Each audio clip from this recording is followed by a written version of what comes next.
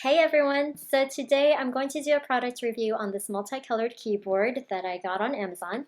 I've had it for about a week and a half, and so far I have had no issues whatsoever with it. And I really like how easy and comfortable it is to type. Not gonna lie though, it's not exactly super quiet as I type, but it doesn't bother me because I'm usually the only one in the room anyway. The keys feel really nice on my fingers as I tap. I know that some other keyboards are difficult to press and can have a bit of resistance.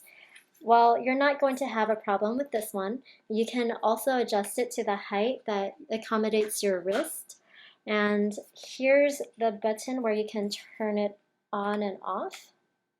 If you think it's pretty now, I think it's gonna look really pretty in person for you.